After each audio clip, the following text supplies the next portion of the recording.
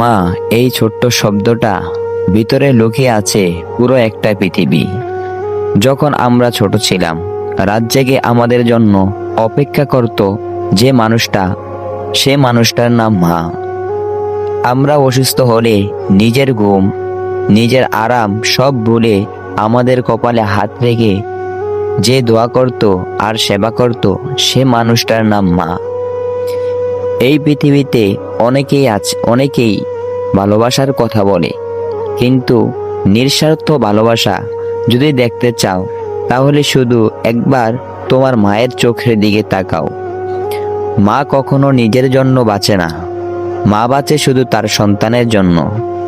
আমরা বড় হয়ে যাই, ব্যস্ত হয়ে যাই দুনিয়ার কাজে, কিন্তু একবার কি ভেবে দেখেছি আমাদের জন্য যে মানুষটা সবকিছু ত্যাগ করেছে, আজ তাকে আমরা কতটুকু সময় দেই?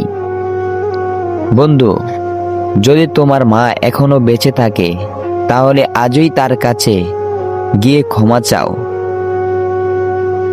আর বলো, মা, আমি তোমাকে অনেক ভালোবাসি। কারণ যেদিন মা এই পৃথিবী ছেড়ে চলে যাবে, সেদিন বুঝবে পৃথিবীর সবচেয়ে বড় ছায়াটা হারিয়ে ফেলেছ। ভালোবাসার জায়গাটা হয়তো আর ফিরে পাবা না।